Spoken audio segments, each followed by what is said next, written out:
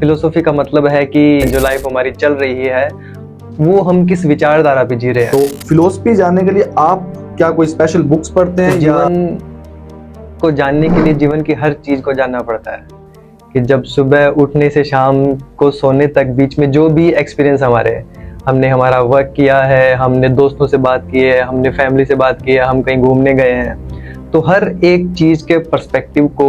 Do you believe in life scripted या अपनी कहानी अपने खुद लिख सकते हैं? इसका एक एग्जांपल मैंने कहीं देखा था कि अगर इलोन मस्क कहीं और पैदा हुआ होता तो आज इलोन मस्क नहीं होता। जिंदगी का असली मतलब क्या है और मन को शांति कैसे मिलती है और असल में हम है कौन? क्या आपने कभी ये 3 सवाल खुद से पूछे हैं? अगर नहीं तो आइए इन सवालों की गहराइयों में चलते हैं। स्वागत है आपका AR फ्यूजन में। आज का पॉडकास्ट बहुत ही इंटरेस्टिंग होने वाला है। हो सकता है ये आपकी जिंदगी को बदल के रख दे, क्योंकि हम आज ऐसे ऐसे सवालों के जवाब लेंगे जो हमेशा हमारे साथ होते हैं। जैसे जिंदगी एक पहेली है और कुछ लोग होते हैं जो इस पहेली की तारों को सुलझाने का हुनर रखते हैं। तो आज हम मिलते हैं एक ऐसे गेस्ट से जिन्होंने इस पजल से दुनिया के टुकड़ों को आसानी से सही तरीके से जोड़ना सीखा है। आज का पॉडकास्ट बहुत ही इंटरेस्टिंग होने वाला है, तो लगाइए कानों में ईयरफोन और ध्यान से सुनिए आज का podcast. So let's begin.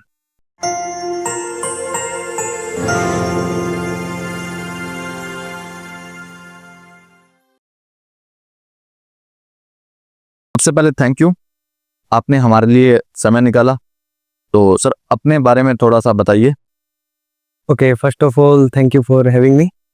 And I am by profession a software engineer at Jaipur and मेरा होम टाउन है गंगानगर नूरपुर में। तो सर आप सबसे पहले मैं जानना चाहूंगा कि आपकी फिलोसफी में रुचि कैसे बनी? इसके लिए या कोई स्पेशल बुक है या एक्सपीरियंस जिससे आप प्रभावित हुए? Okay, actually this is a good question and little complicated one, क्योंकि मेरे हिसाब से फिलोसॉफी कोई सब्जेक्ट नहीं है। फिलोसॉफी का मतलब है कि जो हम जीवन जी रहे हैं, जो लाइफ हमारी चल रही है, वो हम किस विचारधारा पे जी रहे हैं, वो हमारी ही फिलोसॉफी है। जैसे हम अगर हिंदुइज्म में हमारा जन्म हुआ है तो हम हिंदू फिलोसॉफी के अकॉर्डिंग जो हमारी विचारधारा है वो चलेगी, या हम इस्लाम में जन्म हुआ है तो हम इस्लामिक विचारधारा के हिसाब से चलेंगे, तो वो इस्लामिक फिलोसॉफी है, या कोई हिंदुइज्म या फिलोसॉफी में है, या कोई जैनिज्म फिलोसॉफी में है। तो फिलोसॉफी फर्स्ट ऑफ ऑल कोई सब्जेक्ट नहीं है जिसको सीखा जाए। जीवन को जानना, जीवन की गहराइयों को जानना, कि हम इस भागदौड़ में हमेशा रहते हैं कि हमें आज नंबर 1 मिल गया तो हमें नंबर 2 चाहिए, नंबर 2 के बाद नंबर 3 चाहिए, तो क्या कभी इसका एंड है या नहीं है, इसको समझना मेरे हिसाब से फिलोसॉफी है। आपकी रुचि कैसे बनी? ओके, मेरी रुचि मल्टीपल सोर्सेज हैं।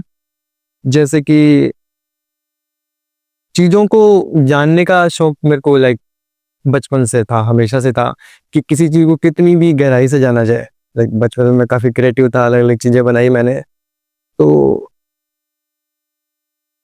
एक्चुअल रुचि आई मेरी जब मैं IIT की तैयारी कर रहा था। तब मुझे मेरा एक फ्रेंड मिला, वो फिलोसॉफी और मुझे लगता है कि जीवन के बारे में मुझसे बहुत ज़्यादा जानता है, अभी भी जानता हूँ मुझसे बहुत ज़्यादा।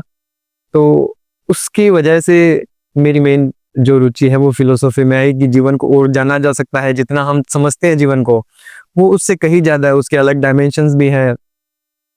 थोड़ा उसकी वजह से मुझे योग के बारे में भी जानने को मिला और लाइफ के डिफरेंट पर्सपेक्टिव। एंड उसके बाद एक विकास दुबे कीर्ति सर की वीडियो आई थी यूट्यूब चैनल पे, फिलोसॉफी का इंट्रोडक्शन नाम से। तो वहाँ से मुझे फिलोसॉफी लिटरली बहुत स्ट्राइक की थी, तो वहाँ से मैं फिलोसॉफी के बारे में और आगे जानने लगा। ओके ध्यान। तो फिलोसफी जानने के लिए आप क्या कोई स्पेशल बुक्स पढ़ते हैं या रियल एक्सपीरियंस ट्राई करते हैं? ओके, सो इसके लिए मेरे हिसाब से जीवन को जानने के लिए जीवन की हर चीज़ को जानना पड़ता है कि जब सुबह उठने से शाम को सोने तक बीच में जो भी एक्सपीरियंस हमने हमारा वर्क किया है, हमने दोस्तों से बात की है, हमने फैमिली से बात की है, हम कहीं घूमने गए हैं, तो हर एक चीज़ के पर्सपेक्टिव को गहराई से जानने को ही एक्चुअली फिलोसॉफी जानना कहेंगे। तो इसके लाइक सिंगल आंसर यही हो सकता है कि हमें हर चीज़ को जानना पड़ेगा एक्चुअली फिलोसॉफी जानने के लिए। जैसे मैं बुक्स भी पढ़ता हूँ इसके लिए, ट्रैवल भी करता हूँ, और एक डिस्कशन बहुत अच्छा पार्ट होता है जीवन को जानने के लिए। मैं इसको एक्चुअली फिलोसॉफी नाम नहीं दूंगा, मैं कभी नहीं देता हूँ, मैं इसको जीवन ही बोलूँगा, हमेशा हमेशा बोलता हूँ। और एक डिस्कशन, एक हेल्दी डिस्कशन, बहस नहीं, एक्चुअली एक हेल्दी डिस्कशन जिसमें आप अपना पर्सपेक्टिव दे रहे हो, सामने वाला अपना पर्सपेक्टिव दे रहा है, तो उससे काफ़ी चीज़ें नई जानने को मिलती है।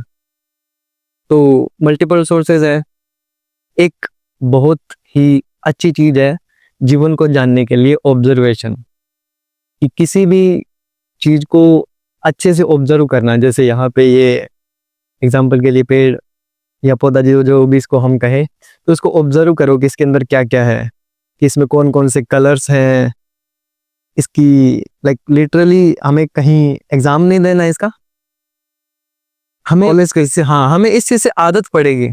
एक्चुअली बाहर की चीज़ों को ऑब्जर्व करने से फ़र्क ये पड़ता है कि हम अपने अंदर की चीज़ों को ऑब्जर्व करने लग जाते हैं। तो हमें जब तक आदत नहीं होगी, हम अंदर की चीज़ को ऑब्जर्व नहीं, अंदर की चीज़ का मतलब क्या है, फर्स्ट पार्ट आता है हमारा थॉट्स, कि आप अगर मेडिटेशन कर रहे हो तो जितनी देर आपने आंख बंद करके बैठे मेडिटेशन की, ठीक है, लेकिन जनरली सबके लिए मेडिटेशन वहाँ ख़त्म हो गया। लेकिन मेडिटेशन की लिमिट सिर्फ इतनी नहीं होती। मेडिटेशन का मतलब है कि ध्यान देना किसी चीज़ पर, कि मैं किसी चीज़ को देख रहा हूँ तो उसको पूरे अच्छे से ऑब्जर्व कर रहा हूँ।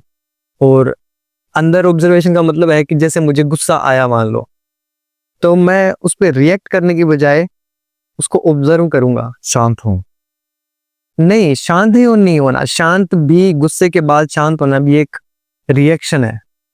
मैं देखूंगा कि गुस्सा क्या है, क्यों आ रहा है, उसका रूट को क्या, शांत नहीं करना उसको। क्योंकि अगर किसी चीज को जान लिया तो अप्रोक्स उससे वैराग्य आ जाता है, सोलिट्यूशन आई थिंक इसको इंग्लिश में कहते हैं, आई डोंट नो एग्जैक्टली। तो जिस को जान लिया उसके बाद उसका जो उससे जो वैराग्य है, ना राग रहता है ना द्वेष रहता है। इसका मैं एक अच्छा एग्जांपल दे सकता हूँ कि बच्चे खिलौनों से खेलते हैं, उनके लिए बहुत जरूरी होते हैं वो, ठीक है। जैसे वो मान लो किसी कार से खेल रहा है, छोटी सी कार है, उससे वो खेल रहा है, अगर आप उससे वो छीन लोगे तो वो रोने लग जाएगा, उसको दुख हुआ उस चीज का। लेकिन जब हम बड़े हो गए, 25, 26, 30 साल के हो गए, तब हमने जान लिया कि वो खिलौना क्या है, उसकी लिमिटेशन क्या है, उसको चलाने से एक्चुअली में कुछ नहीं होता। तो बच्चे ने उसको नहीं जाना तो उसको दुख दे रहा है। हमने जान लिया इसलिए हमें उसको छोड़ने की जरूरत नहीं पड़ी, हमने बस छोड़ दिया, वो अपने आप छूट गई। अब क्या कोई 25-26 साल का इंसान खिलौनों से खेलेगा नहीं, या छोटी कार से खेलेगा? नहीं खेलेगा, क्योंकि उसको पता है कि उसकी लिमिटेशन क्या है। तो वैसे ही जिस चीज पे हम ध्यान देते हैं उसकी लिमिटेशन हमें पता लग जाती है। गुस्से पे ध्यान देंगे तो हमें पता लग जाएगी लिमिटेशन क्या है। गुस्से को शांत करना हमेशा जरूरी नहीं होता। अगर आपको लगता है कि आपको गुस्सा आया और आप इसको किसी राइट डायरेक्शन में रिडायरेक्ट कर सकते हैं तो बिल्कुल करो। आपको वो फोर्स, गुस्सा मतलब एक एनर्जी है, तो आप अगर उसको अपने काम में लगाना चाहें तो काम में लगा लो। आप अगर उसको अपनी ऑब्जर्वेशन पावर एक्चुअली मोर बढ़ाना चाहो तो भी बढ़ा सकते हो। तो किसी चीज को जानना ही एक्चुअली फिलोसॉफी है, या मैं एग्जैक्ट एक्चुअली फिलोसॉफी एग्जैक्ट नहीं कहूँगा। जीवन को जानना, हर एक चीज की बारीकी को जानना है और अपने अंतर्मन को जानना। आई थिंक जहाँ तक मैंने अब तक जाना है, फाइनल डेस्टिनेशन वही होगा कि जब हम अपने अंतर को पूरी तरह जान गए, हम अपने पूरे थॉट्स को जान गए और अपनी फीलिंग्स को जान गए कि कब आती है, क्यों आती है, इनका ट्रिगर पॉइंट्स क्या है, तो उनको रोकने की जरूरत नहीं पड़ती। जैसे कोई सिगरेट पी रहा है मान लो, तो सब सोचते हैं कि मैं सिगरेट छोड़ दूं। सिगरेट की जो अर्ज है उसको अगर जान लिया जाए तो सिगरेट छूट जाएगी, उसको छोड़ने की जरूरत नहीं है। लोग ये सोचते नहीं है। हाँ, वो वही तो है, वो ऑब्जर्वेशन होनी चाहिए उसके लिए कि सिगरेट की अर्ज को समझना थोड़ा सा कॉम्प्लिकेटेड है। अब लोग बच्चों की तरह बिहेव करते हैं कि अर्ज आई नहीं, मुझे वो कार चाहिए।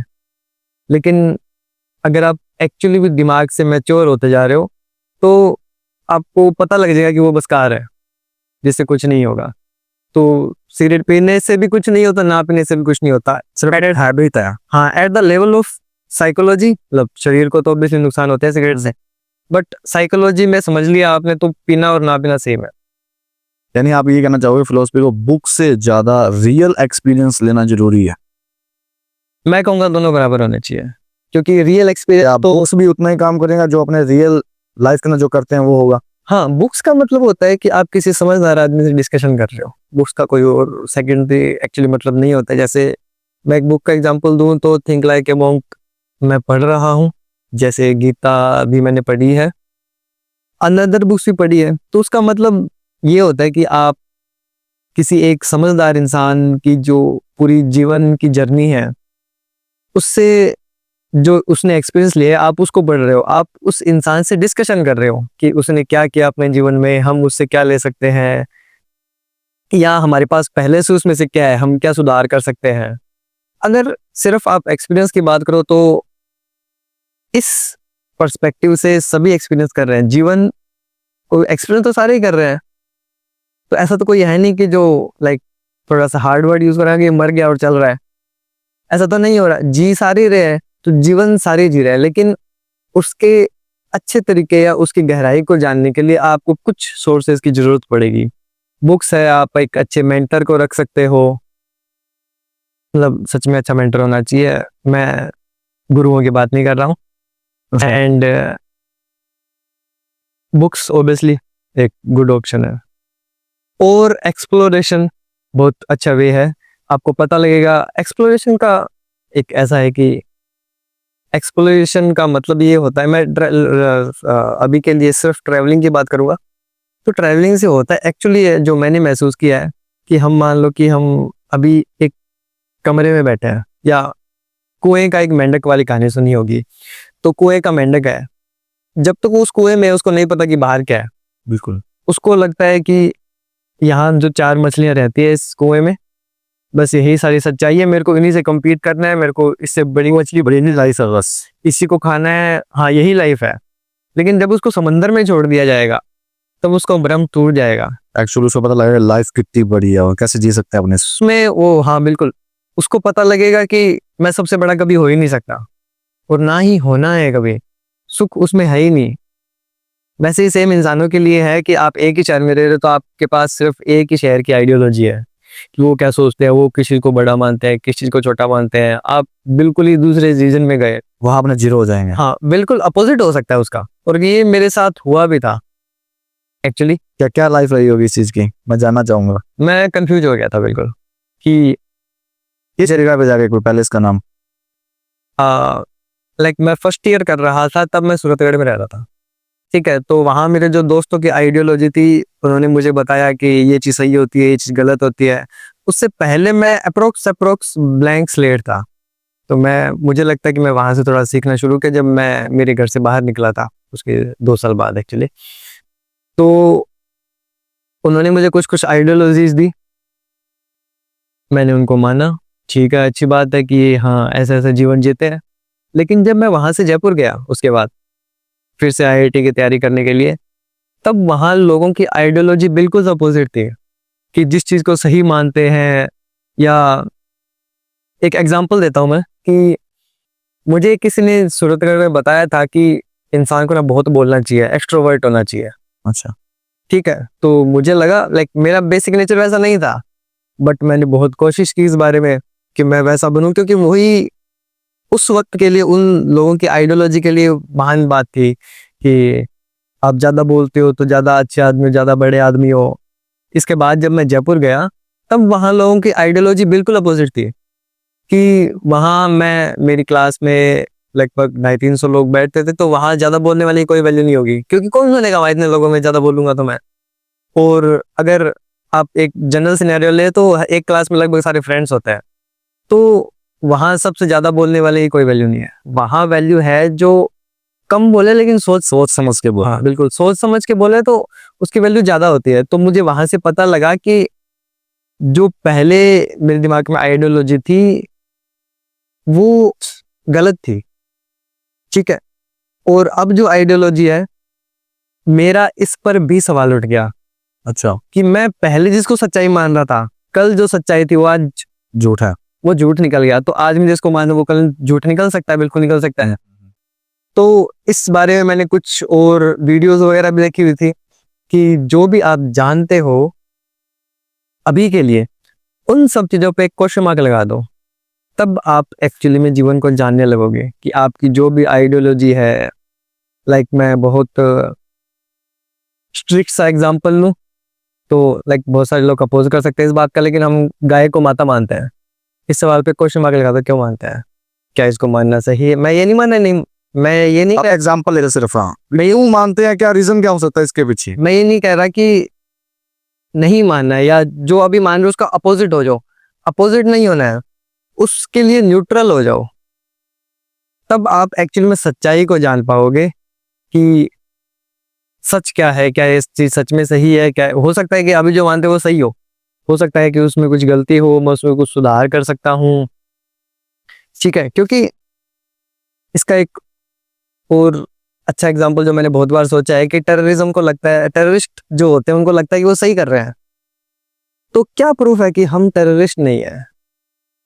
इस बात का कोई प्रूफ नहीं है हमारे पास, क्योंकि उनको भी ये लगता है कि वो हम सही कर रहे हैं। हाँ वो जिहाद कर रहे हैं, और जो भी उनकी आइडियोलॉजी है कि हम इनको मारेंगे तो हमें भी जन्नत मिलेगी और इनको भी जन्नत मिलेगी। बेसिक आइडियोलॉजी उनकी यही होती है।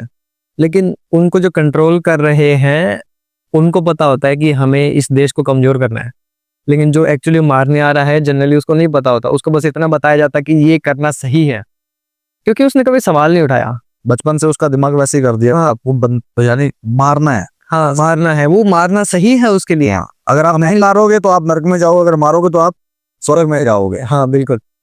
तो हमें खुद की आइडियोलॉजी पे भी हमेशा इसी तरह, अगर उसने कभी सवाल उठाया होता और उसने इस पर्सपेक्टिव से या दुनिया के पर्सपेक्टिव से खुद को देखा होता, तब उसको एक्चुअली पता लग जाता कि वो गलत है।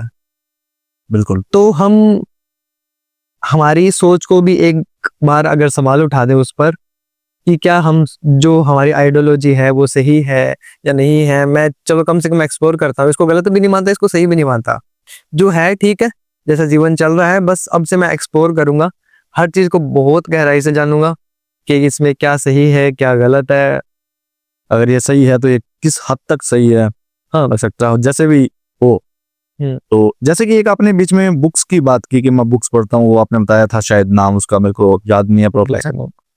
तो आप कौन कौन सी बुक सजेस्ट करोगे हमारे ऑडियंस को जिससे लाइफ जीने का तरीका और भी बेटर हो जाए?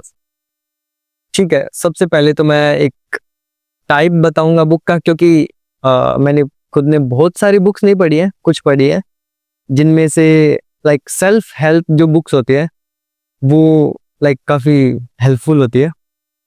फिक्शनल मैंने कभी पढ़ी नहीं है, ना मेरा कभी पढ़ने का मन है, क्योंकि मुझे लगता है कि फिक्शनल बुक्स पढ़ना मूवीज देखने जैसा है। ठीक है, तो उसमें फिर से एक नकली दुनिया जो हमने अपने अंदर बना रखी है वो एक और नकली दुनिया में भी दिख जाए हमें। तो सेल्फ हेल्प बुक्स काफ़ी अच्छी होती है, जिसमें से मैं कुछ रिकमेंड कर सकता हूँ। एक तो स्पिरिचुअल बुक है Gita, and think like a monk, काफ़ी बढ़िया बुक है। मैंने उसको पढ़ा तो मुझे लगा कि अच्छा जीवन ऐसे भी हो सकता है। और एक बुक है man's search for meaning, man's search for meaning इस नाम से एक बुक है, जिसमें वो कंसंट्रेशन कैंप के बारे में बताते हैं जो हिटलर ने बनाए थे, और उसमें लोगों को कैसे रखा जाता था। वहाँ भी लोग इतनी वर्स्ट कंडीशन में भी लोग अपने जीवन को कैसे जीते थे, या जीवन का मतलब कैसे निकाला जा सकता है उतनी बुरी कंडीशंस में भी। तो उस बारे में वो बुक है कि अगर कुछ बहुत बुरे में भी जीवन का मतलब निकल सकता है तो हम उससे बहुत अच्छे हैं। तो हमारे जीवन का एटलीस्ट कुछ ना कुछ मीनिंग होना चाहिए। एक और बुक है दलाई लामा की आर्ट ऑफ हैप्पीनेस, वो भी काफ़ी अच्छी बुक है, मस्ट रीड है। तो सर आपने जैसे बात की थी ट्रैवलिंग की, तो ट्रैवलिंग आज की जो जनरेशन है वो सिर्फ और सिर्फ फोटोज वीडियोस के लिए ही घूमने जाते हैं। ट्रैवलिंग का असली मतलब क्या होता है? कोई भी पर्सन अपना कैसे माइंड सेट करके जाए कि हाँ ऐसे घूम सकते हैं हमने? ओके, तो सबसे पहले तो मैं ये कहना चाहूँगा कि जो जनरली लोग जाते हैं, जो फोटोज वीडियोस क्लिक करने जाते हैं, उसमें कुछ गलत नहीं है। ठीक है, कि उनको उसमें लाइक ट्रैवलिंग उनके लिए एक एंटरटेनमेंट का जरिया है।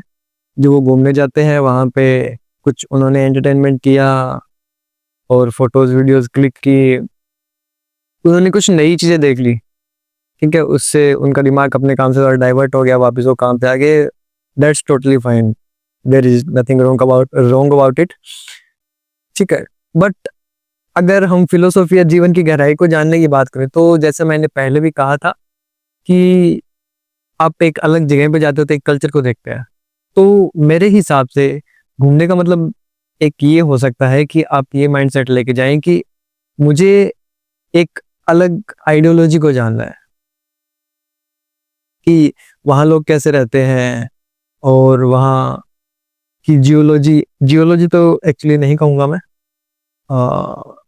वहाँ का रहना क्या है, वहाँ के लोगों की जीवन की समस्याएं क्या है। हो सकता है कि जिस चीज़ को हम यहाँ प्रॉब्लम मान रहे हैं, मान लो कि हमें लगता है कि यहाँ बहुत गर्मी है, तो आप कभी साउथ अफ्रीका जाके देखो, आपको पता लगेगा कि मेरे जीवन में कोई समस्या है ही नहीं। तो ये एक पर्सपेक्टिव नया बिल्ड करने की बात है कि आप अलग अलग पर्सपेक्टिव को जानने का मौका मिलता है कि अच्छा जीवन में ये भी होता है, ये पर्सपेक्टिव भी है, ये पर्सपेक्टिव भी है। तो जो एक बाउंडेशन होते हैं ना दिमाग की, कि जो बचपन से हमें जो हमारे प्री कंसीव नोशंस होते हैं, जो पहले से हमारे दिमाग में बैठे हैं कि बस यही चीज़ सही होती है, ये चीज़ गलत होती है, वो धीरे धीरे ब्रेक होने लगती है कि नहीं, जिसको मैं समस्या या जो मैं प्रॉब्लम मान रहा था वो तो प्रॉब्लम होती नहीं है, या जिस चीज़ में मैं हैप्पीनेस ढूंढ रहा हूँ लोग उससे बहुत अलग तरीकों से भी हैप्पीनेस को फाइंड कर सकते हैं अपने जीवन में। Okay fine. तो आपका डेली का रूटीन क्या है? ओके, तो रूटीन लाइक मेरा कोई बहुत फिक्स रूटीन नहीं है या सो कॉल्ड रूटीन नहीं है कि एक इंसान को ऐसा करना चाहिए कि 5 बजे उठो, 4 बजे उठो, ये करो। लाइक मेरा ऐसा कोई रूटीन नहीं है। मैं बाय प्रोफेशन एक सॉफ्टवेयर इंजीनियर हूँ। तो जनरली मैं सुबह जब भी अगर शाम को जल्दी सो गया तो जल्दी उठ गया, लेट सोया तो लेट उठ गया, उठ के थोड़ी एक्सरसाइज करता हूँ और मेडिटेशन करता हूँ, ठीक है। उसके बाद जो भी मेरा वर्क है प्रोफेशनल वो करता हूँ, कुछ पार्ट ऑफ बुक मैं पढ़ता हूँ दिन में डेली, और मेरे को मूवीज देखने का बहुत शौक है। मूवीज, अच्छी मूवीज जिसमें लाइक इमोशंस को बहुत अच्छे से पोर्ट्रे किया हो, मुझे वो मूवीज बहुत अच्छी लगती है। तो जनरल यही रूटीन रहता है। जैसे कि आपने जिक्र किया है कि मैं 4-5 बजे नहीं उठता हूँ, तो काफ़ी सारे लोग कहते हैं कि 4-5 बजे उठो तो सक्सेस आपको मिलेगी, तो ये किस हद तक सही है? मुझे नहीं लगता बिल्कुल कि आपको बहुत जल्दी ही उठना चाहिए। अगर आप कंफर्टेबल हो, अगर आप सुबह 5 बजे उठो और आपको लगता है कि आपको बहुत नींद आती रहती है तो मत उठो। नींद पूरी करना जल्दी उठने से ज़्यादा ज़रूरी है मेरे हिसाब से। अगर आप 10 बजे सो रहे हो तो ऑब्वियसली 5 बजे उठ जाओ। अगर आप 10 बजे सो के 10 बजे उठ रहे हो तब गलत है। नहीं, इसमें ये जो सक्सेस की जो बात होती है कि आपको सक्सेस मिलेगी, तो ये क्या मतलब है इस चीज़ का? इस पे क्वेश्चन पे बहुत बड़ा क्वेश्चन आ गया कि सक्सेस आप किसको कह रहे हो। क्या सुबह 5 बजे उठना ही सक्सेस है, या जो 8 बजे उठता है सक्सेस पर्सन तो भी वो सक्सेस है? तो इसमें क्या मतलब क्या होता है सुबह 5 मैं आपको एक एग्जांपल दे सकता हूँ, विकास देवी कीर्ति सर का। वो खुद 10 बजे उठते हैं। तो अगर लोगों को लगता है कि वन सक्सेसफुल है तब तो 5 बजे उठ जाओ। अगर लगता है विकास देवी कीर्ति सर अपने जीवन में सक्सेसफुल है तब इस चीज़ की कोई बाउंडेशन नहीं है। तो सक्सेस का सुबह जल्दी उठने से कोई खास मतलब नहीं है। बट जो डिफरेंस मैंने देखा है वो ये जरूर होता है कि आप जब सुबह 5 बजे या जल्दी उठते हो तो आपको लगता है कि आपका दिन लंबा गया, और लंबा जाने से आप थोड़े ज़्यादा प्रोडक्टिव तो होते हो, थोड़ा फर्क पड़ता है। लेकिन अल्टीमेटली सक्सेस पे इसका कोई डायरेक्ट मतलब है नहीं। अगर आपने टाइम सही से मैनेज किया है तो कोई दिक्कत नहीं है। जैसे कि आप ये मानते हो कि अगर मान लो अगर आप 10 बजे उठते हो तो पूरे दिन में आप ऐसा कोई वर्क करो जिसे आपको नॉलेज मिली है, या आप किस फील्ड के अंदर हो उसकी ज़्यादा नॉलेज आपको मिली है, तो आप सक्सेस हैं। हाँ बिल्कुल, सक्सेस है नहीं कहूँगा मैं। सक्सेस की अपनी एक डेफिनेशन, एक तो बहुत क्लैरिफिकेशन नहीं है अभी के लिए, या कम से कम हमने अभी डिस्कस नहीं किया कि हम सक्सेस कहते किसको है, ये अपने आप में एक बड़ा सवाल है। तो आप बार बार कह रहे हो कि सक्सेस मिल जाएगी, क्या लेना है सक्सेस में? बहुत पैसे, क्या यही सक्सेस है? या अच्छी रिलेशनशिप सक्सेस है? या जो भी एक्सवाइजेड, मेरे को अभी कोई और एग्जांपल दिमाग में नहीं आ रहा है।